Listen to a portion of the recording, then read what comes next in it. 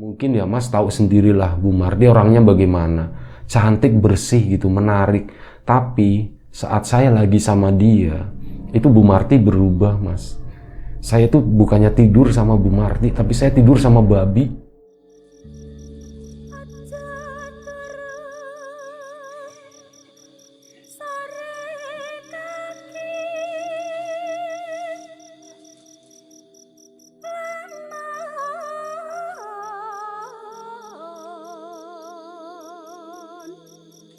Ana dewa ngangklang jagat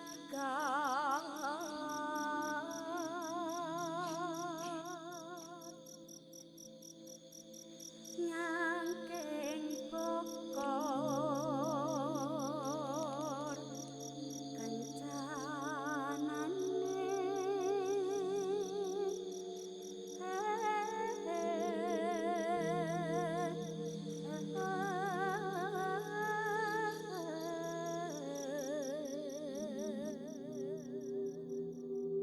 Melanjutkan cerita ke 306 kemarin tentang pesugihan babi ngepet, cerita dari Mas Eko dari Kebumen. Dan ini adalah cerita ke 307 di Lapak Horor. Dan sebelum kita ke cerita, seperti biasa gue pengen ucapin banyak-banyak terima kasih buat kawan-kawan subscriber semuanya. Terima kasih buat kawan-kawan yang udah kasih support, udah kasih dukungan. Terima kasih juga buat kawan-kawan yang udah kasih like, udah nge-share ke yang lainnya.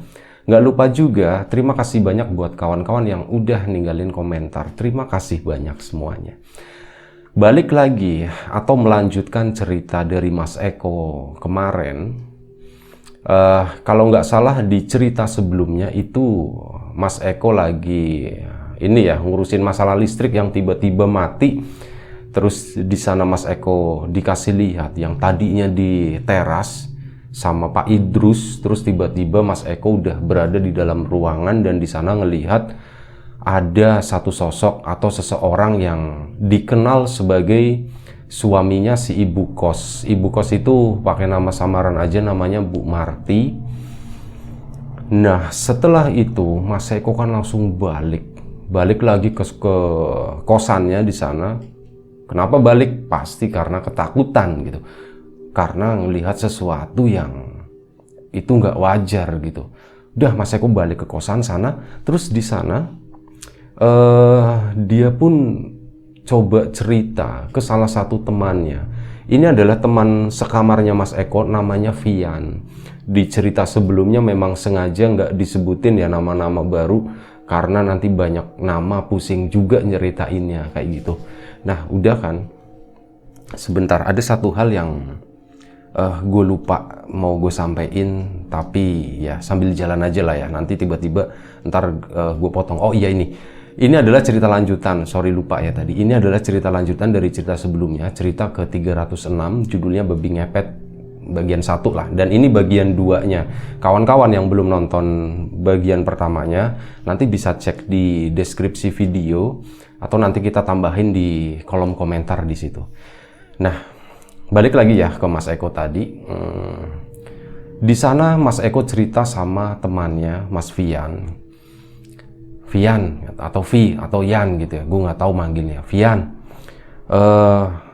tadi aku baru ngalamin sesuatu yang aneh banget sama Pak Idrus.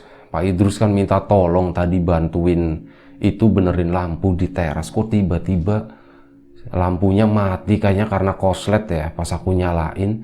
Dan anehnya aku kok tiba-tiba berada di dalam ruangan. Dan di situ aku ngeliat Bapak kos. Bapak kos ya, kamu tahu kan Bapak kos tuh kayak gimana rupanya begitu. Tampangnya itu seperti apa? Iya, emang tampangnya seperti itu, kata Vian. Nah, ini tuh lebih serem lagi, bro. Kenapa emang? Tadi aku ngelihat, bener-bener jelas banget, itu Bapak kos lagi duduk di sofa sudut yang di ruang tamu itu. Dia itu bener-bener mirip sama babi, bro, katanya. Wah, mirip sama babi gimana? Emang bukannya begitu? Ini lebih, kata Mas Eko ya, ini bener-bener mirip. Dia tuh ngorok-ngok gitu, terus ketawa, ngok lagi, ketawa ngorok kayak gitu. Makanya aku beneran deh aku udah takut dan aku ngerasa kayak ada sesuatu nih bro, kata Mas Eko ya.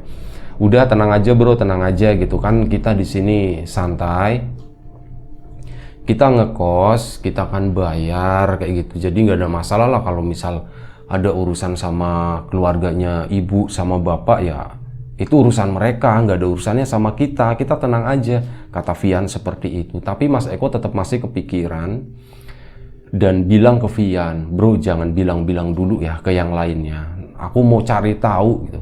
Mau cari tahu apaan? Yaitu apa sih sebenarnya yang terjadi gitu di rumah depan itu, di rumahnya bapak sama ibu kos. Nah oke kata Vian seperti itu. Ya udah tidur yuk, udah malam katanya, kata Vian. Akhirnya udah mereka pun istirahat. Nah seminggu 2 minggu kemudian Mas Eko dan kawan-kawan menjalani aktivitasnya seperti biasa. Waktu itu kan udah masuk kuliah, kuliahnya di swasta jadinya karena nggak lulus UMPTN waktu itu. Akhirnya apa? Dengan segala kesibukannya, Mas Eko pun jadi jarang di kosannya. Namanya mahasiswa baru, punya teman baru, dia tuh kayak mampir di kosan satu, kosan yang lain, dan sambil mampir jalan-jalan itu Mas Eko pun berbagi cerita ke teman-temannya yang ada di sana.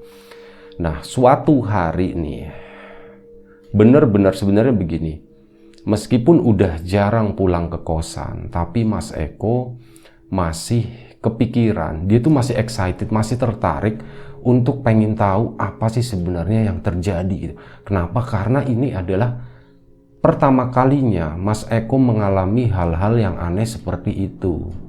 Dan sewaktu Mas Eko lagi udah nggak terlalu sibuk di kampus, udah sering di kos-kosan, mereka pun ya ngobrol lagi sama Vian.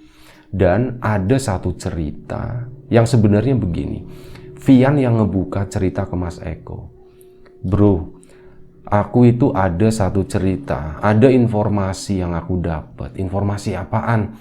Informasi tentang Bu Marti katanya. Oh Bu Marti ya, kenapa? Mas Eko kan karena masih itu kan jadi langsung excited tuh. Kenapa bro?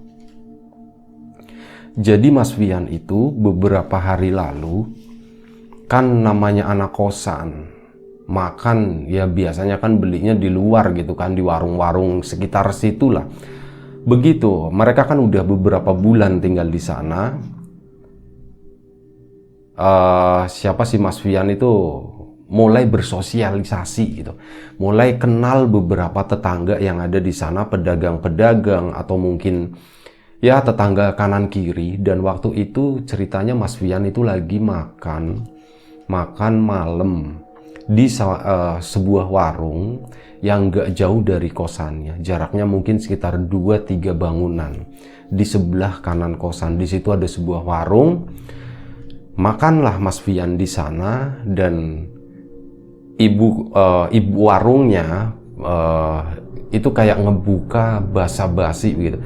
Mas ngekos di mana Mas? Di sebelah sini ya katanya. Punya Bu Marti ya? Iya Bu, saya ngekos di situ. Wah udah lama Mas, udah lumayan lama Bu, ini udah mau jalan 2 bulan katanya. Wah udah lama juga ternyata ya, tapi jarang lihat gitu. Biasanya itu Mas yang ini, maksudnya tuh teman-temannya Mas Vian ya. Mas Vian juga di situ tuh termasuk yang baru makan di situ, makanya disapa sama ibunya. Dan akhirnya mereka pun ngobrol-ngobrol sama si ibu tadi. Mas ngekos di situ berapa sih kenanya? Oh kita kena sekian gitu, tapi nggak usah disebutin ya nominalnya. Wah murah ternyata ya Mas ya. Iya murah Bu. Gimana Bu Marti sehat? Nanya-nanya gitu kan. Wah alhamdulillah Bu, kayaknya sih Bu Marti sehat, cuman suaminya sih saya nggak tahu gitu. Kayaknya sih kalau dilihat sepintas apa ya, kayaknya kurang sehat Bu. Jadi yang ada di pikirannya Mas Vian waktu itu, ngelihat suaminya dengan badan yang seperti itu dan cara jalannya yang lambat gitu, ini cuma ngelihat sepintas-pintas doang ya. Jadi Mas Vian itu belum pernah berinteraksi secara langsung ngobrol gitu sama bapak kos. Nah di situ diceritain seperti itu. Saat ngebuka omongan masalah suaminya Bu Marti atau bapak kos, si ibu warung tadi tuh kaget. Lah Mas, itu sampean lagi ngomongin siapa sih katanya. kok saya kaget ya, kata si ibu warung gitu. Kaget kenapa Bu? Iya, tadi nyebut suaminya Bu Marti gitu kan. Emang Bu Marti udah nikah lagi ya Mas? Wah Bu, kalau nikah lagi saya kurang tahu Bu. Cuman ya orang ada suaminya kok. Di sana, mereka di sana di rumah itu tuh setahu kami ada bertiga. Ada Bu Marti, suaminya, sama Pak Idrus. Iya, kalau Pak Idrus saya kenal. Pak Idrus emang udah udah lama ikut Bu Marti. Dulu itu ada istrinya Pak Idrus juga di situ, cuman belum lama ini udah meninggal katanya. Nah, seperti itu Mas Wian kan jadi penasaran, Bu, ibu kok kaget sih? Nanya lagi ke si ibu warung. Kata ibu warung, jadi gini Mas, setahu saya ini sebagai tetangga ya Mas, saya juga kenal Bu Marti udah lama banget kan. Suaminya Bu Marti itu udah meninggal Mas. Dah, meninggal Bu? Iya, udah meninggal. Suaminya kayak gimana sih, kata Mas Wian ya. Oh, jadi gini suaminya tuh bentuknya digambarin ya. Suaminya dulu emang agak gemuk Mas. Suaminya sebenarnya orangnya baik banget gitu. Orangnya baik banget, enakan lah pokoknya orangnya. Dulu juga sering kok beberapa kali makan di sini. Kalau Bu Marti memang lagi nggak masak ya belinya di sini gitu. Oh begitu ya Bu. Nah ini yang Mas Wian tahu sekarang suaminya seperti apa. Ya sebenarnya mirip sih dengan apa yang ibu gambarin. Orangnya gempal gemuk, kulitnya itu putih agak kemerahan Bu, bersih begitu ya. Tapi mohon maaf ya Bu, mukanya itu kayak babi Bu katanya. Astagfirullahaladzim, si ibu warung itu langsung istighfar ngedengar kayak astagfirullahaladzim. Mas kalau ngomong hati-hati gitu. Iya emang kayak gitu Bu yang saya lihat gitu. Ini saya juga mohon maaf loh Bu ya, maksudnya nyebutnya kayak gitu. Cuman itu yang saya lihat gambarannya tuh kayak gitu. Nah akhirnya si ibu kos ngebuka lagi. Jadi gini Mas, ini sih bukannya kita mau berburuk sangka atau gimana gitu ya. Cuman memang beberapa warga di sini juga kayaknya udah tahu. Banyak ya udah sempet diomongin lah masalah Bu Marti itu. Katanya sih denger-denger ya, saya juga denger-denger, nggak tahu ya Mas ya buktinya kayak gimana, dan ini jangan diomongin ke Bu Marti katanya. Iya Bu, kenapa Bu, ada apa Bu? Nah katanya suaminya Bu Marti itu kan udah meninggal ya Mas ya. Ini yang tadi saya ceritain itu udah meninggal Mas. Iya Bu, terus gimana Bu? Iya suaminya itu udah meninggal dan katanya denger-denger beritanya itu suaminya tuh jadi tumbal Mas katanya. Wah astagfirullahaladzim, yang bener Bu, jadi tumbal gimana Bu?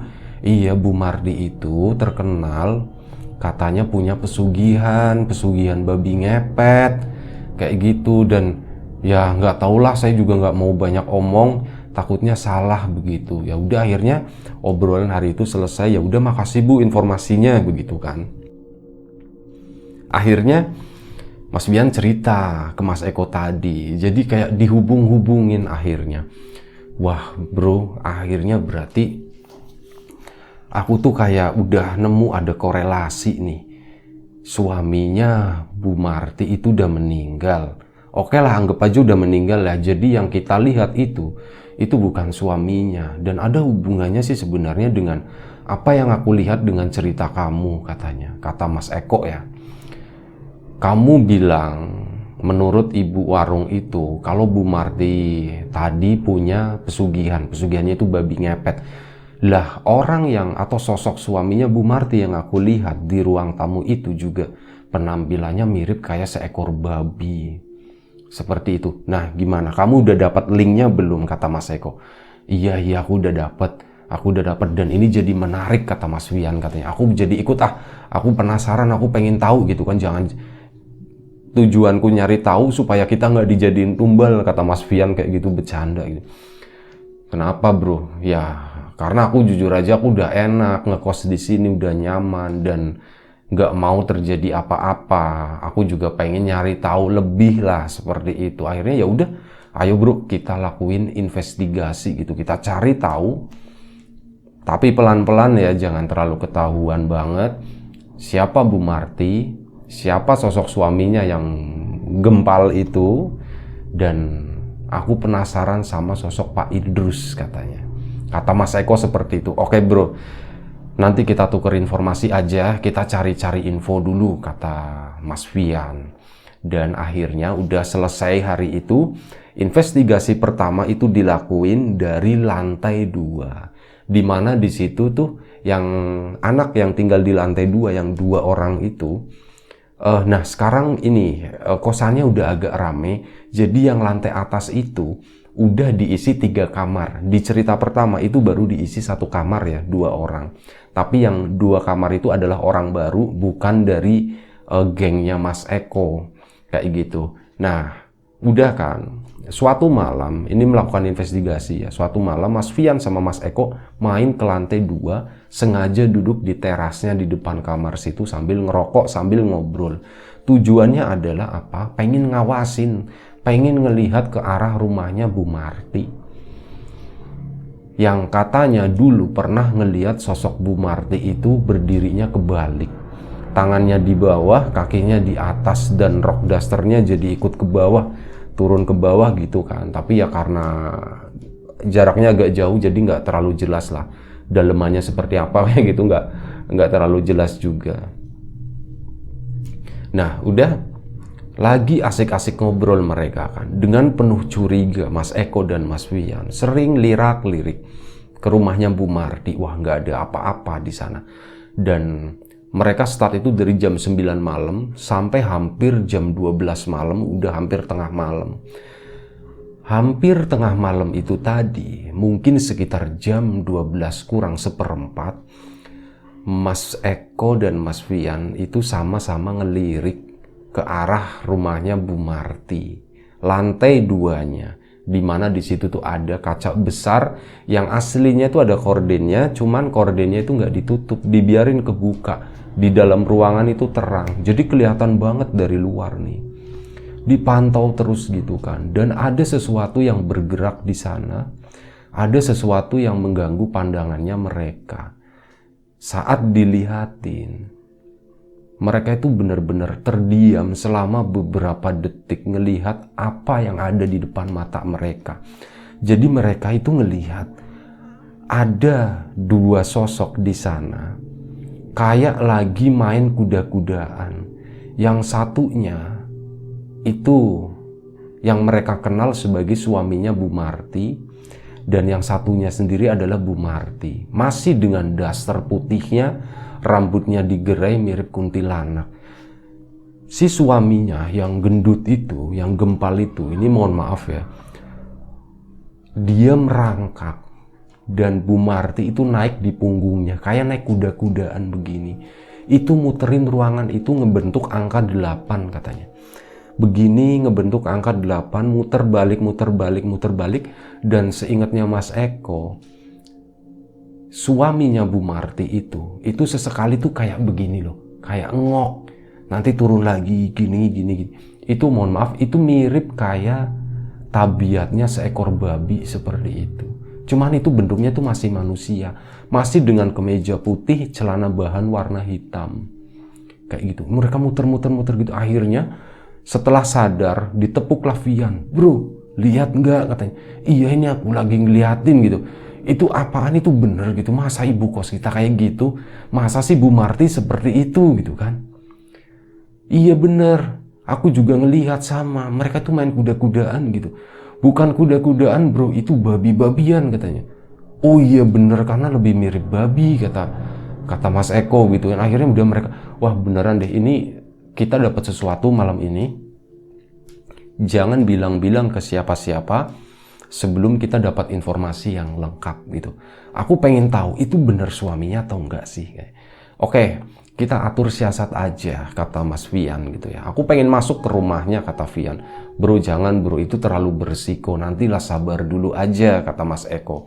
Udah akhirnya yuk kita turun, kita tidur, kita ngobrol di bawah aja, nggak enak. Jangan sampai yang lain itu ngedenger katanya. Mereka pun turun di sana, melanjutkan obrolan, dan akhirnya apa?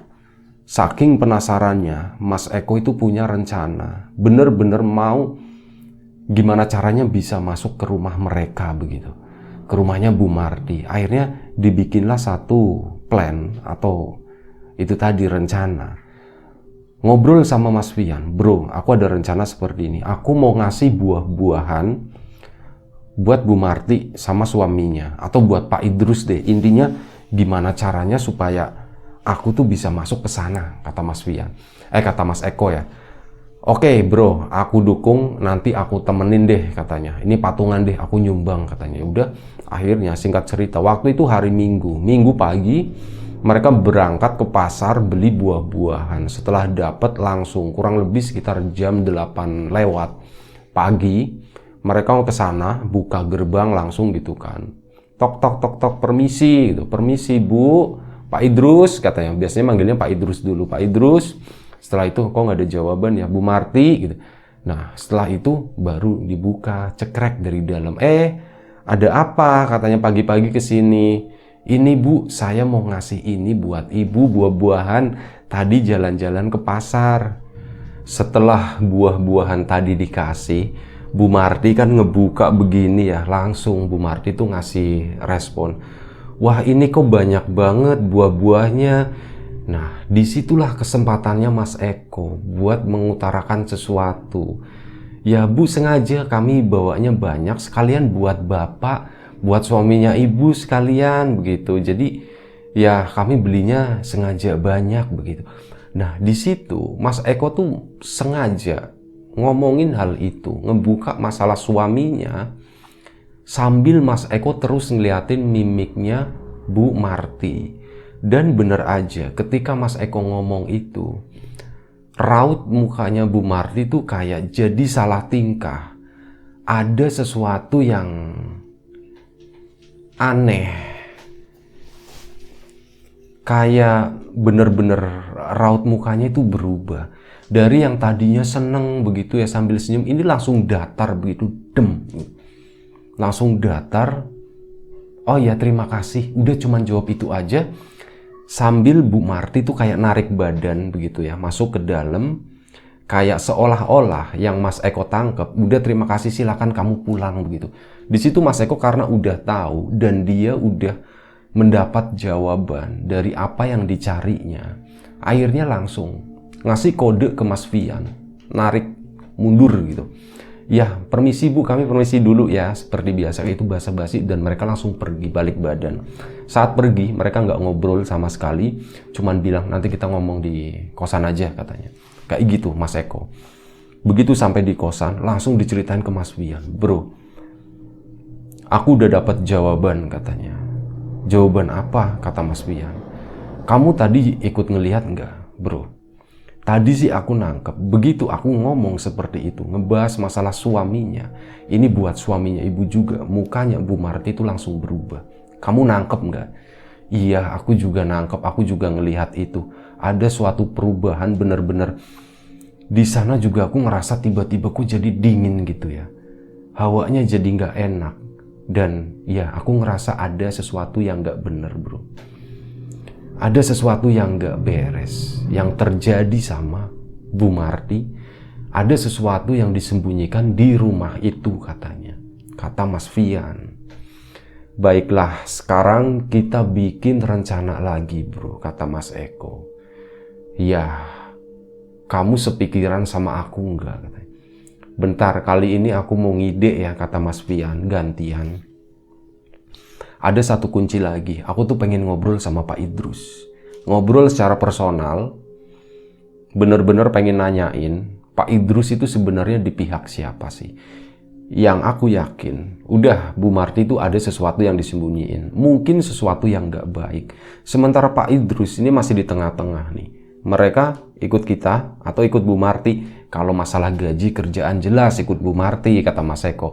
Cuman dalam hati kecil dia itu sebenarnya apa sih yang terjadi begitu. Paling nggak kita bisa dapat informasi dari Pak Idrus tadi. Oke, kita atur gimana caranya bisa ketemu sama Pak Idrus. Karena mereka udah beberapa bulan tinggal di situ kan, rutinitasnya Pak Idrus itu juga kebaca ya. Kayak misal pagi-pagi biasanya berapa hari sekali, kemungkinan seminggu 2 kali atau seminggu 3 kali. Pak Idrus itu biasanya kalau pagi itu suka nyuci mobil di depan rumah. Nah, saat nyuci mobil itu adalah kesempatan buat Mas Eko sama Mas Fian buat bisa ngobrol sama Pak Idrus.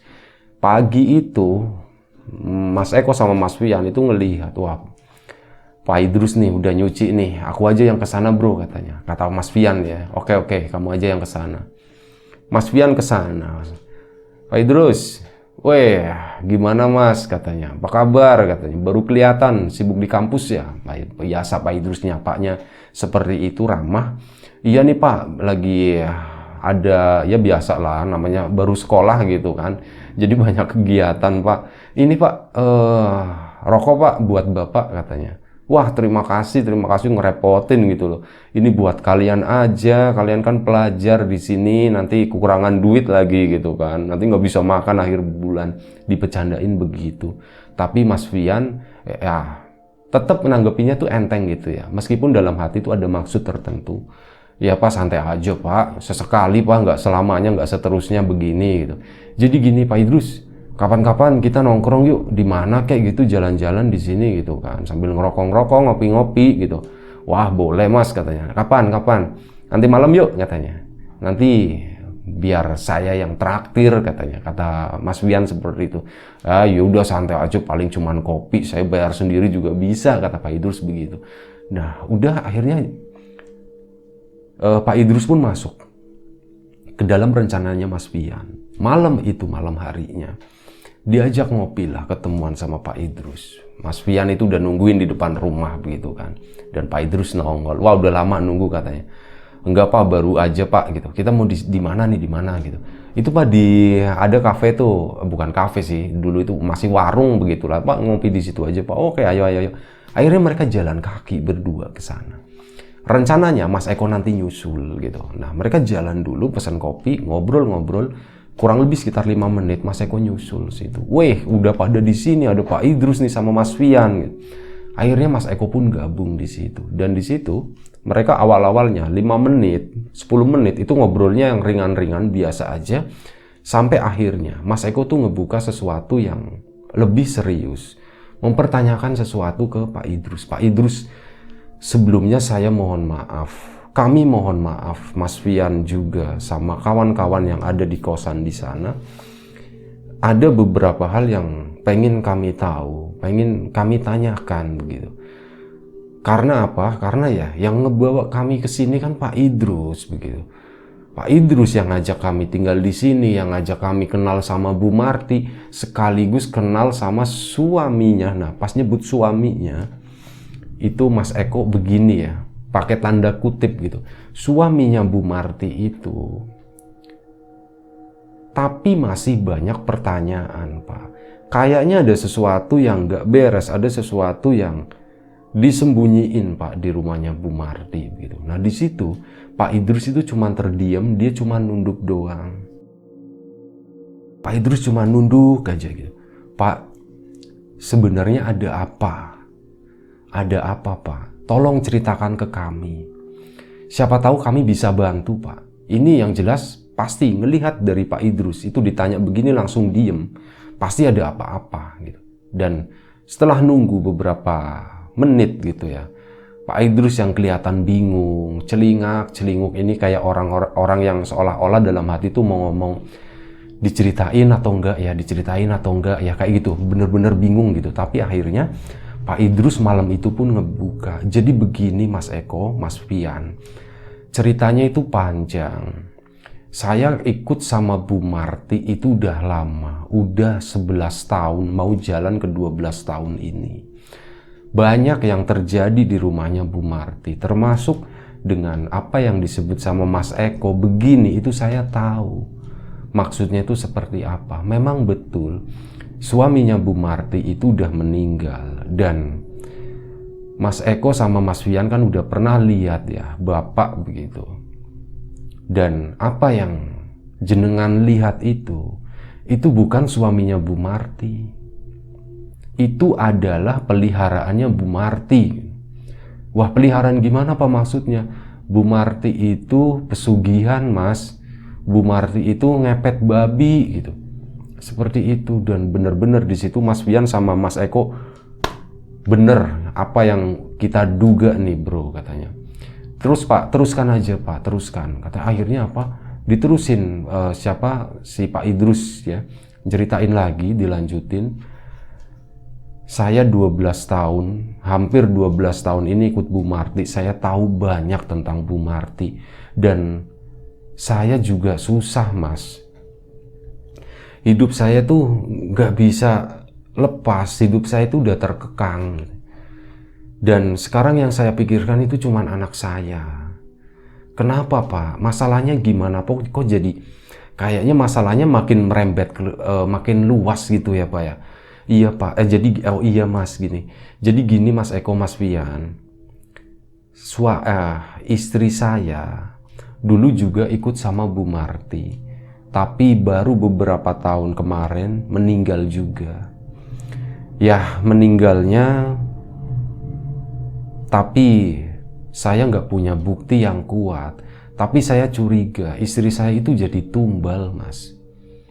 Wah jadi tumbal gimana Pak? Ya jadi tumbalnya Bu Marti. Dia itu meninggalnya mendadak, meninggalnya di kamar.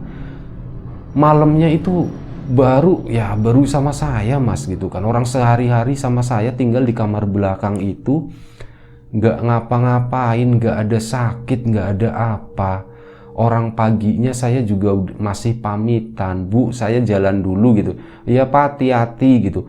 Sejam kemudian saya pulang. Saya masuk ke kamar, itu badan istri saya itu udah pucet Mas. Udah pucet.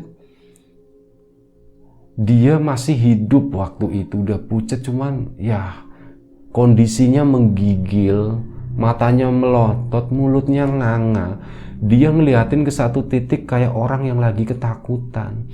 Dan satu kata yang terakhir yang saya dengar dari istri saya sebelum meninggal, dia itu samar-samar nyebut babi. Pak, babi Pak, babi, katanya kayak gitu.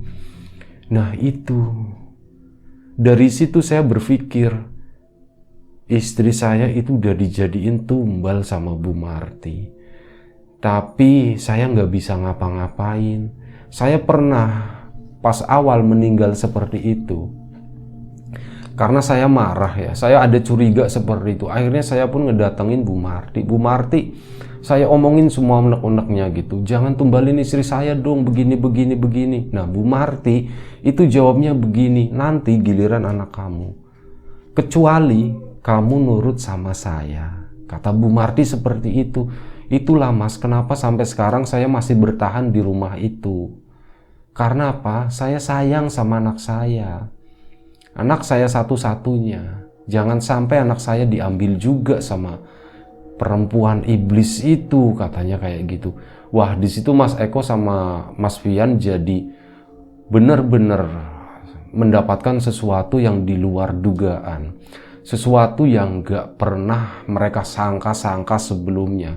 Bahwa ternyata Pak Idrus itu punya masalah yang sekelam itu dengan Bu Marti. Dan seperti itu, Pak Idrus pun melanjutkan. Jadi gini Mas, yang disandra itu bukan anak saya doang, bukan anak saya aja. Saya juga disandra. Tahu nggak? Saya laki-laki ya Mas ya. Bu Marti perempuan. Posisinya udah sendirian. Dan tahu sendirilah, saya itu disuruh ngelayanin Bu Marti Mas. Wah serius Pak Idrus beneran itu? Iya Mas, sumpah Mas, saya nggak bohong gitu. Tapi ini bener-bener bukannya saya seneng, tapi saya malu. Kenapa? Karena ini nggak bener Mas. Dan ya mungkin begini ya, sebagai laki-laki, kalau itu misal saya lagi sama Bu Marti, kalau itu Bu Marti, mungkin ya Mas tahu sendirilah Bu Marti orangnya bagaimana, cantik, bersih gitu, menarik. Tapi saat saya lagi sama dia, itu Bu Marti berubah Mas. Saya itu bukannya tidur sama Bu Marti, tapi saya tidur sama babi. Katanya seperti itu. Wah Mas Eko sama Mas Fian itu benar-benar kaget, shock begitu ya, mendengar penjelasannya Pak Idrus malam itu. Dan gak terasa waktu itu udah jam 10 malam. Seperti biasa kalau jam 10 malam Pak Idrus itu harus pulang. Mas, saya ada tugas tadi yang saya ceritain. Biasanya ibu akan nyari saya, si Bu Marti itu akan nyariin saya.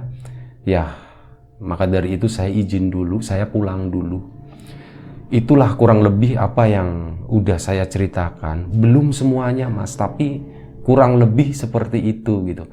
Kondisinya tuh seperti itu. Dan kapanpun nanti Mas Fian, Mas Eko butuh informasi atau butuh bantuan saya siap. Saya cuman butuh nyelamatin anak saya aja. Kalau sayanya udahlah, saya udah nggak peduli gitu ya. Saya juga udah tua dan nggak tahulah, semoga ini nggak dianggap dosa Mas gitu. Karena saya juga sebenarnya nggak mau, tapi saya nggak punya kekuatan, saya nggak punya daya buat ngelawan itu semua. Katanya seperti itu. Itu adalah ya kalimat-kalimat terakhirnya Pak Idrus. Dan setelah itu Pak Idrus pun pulang. Baik Pak, saya akan jaga omongan Bapak, nggak ada orang lain yang tahu. Cukup kita aja, dan ini akan jadi satu bahan lagi buat kami. Buat ya untuk ngebantu nyelesain masalah ini. Masalah yang sangat serius, yang menyangkut Bapak, menyangkut putri Bapak, dan kami yakin menyangkut kami juga Pak. Nah di situ Pak Idrus pun kayak semacam mengiyakan, iya memang betul Mas. Jenengan semua itu akan dijadikan tumbal. Saya adalah orang yang disuruh nyari. Kenapa? Saya nawarin jenengan tinggal di kontrakan ini. Saya malam-malam muter-muter sengaja nyariin anak-anak muda ya yang kelihatannya baru ke Jogja, baru mau masuk kuliah. Mereka pasti nyari kosan. Dan kebetulan malam itu saya itu ketemu jenengan sama kawan-kawan. Nah ini saya mikir, wah ini target nih. Kalau Bu Marti atau kalian jenengan semuanya ini dijadiin tumbal, anak saya bakal selamat Mas.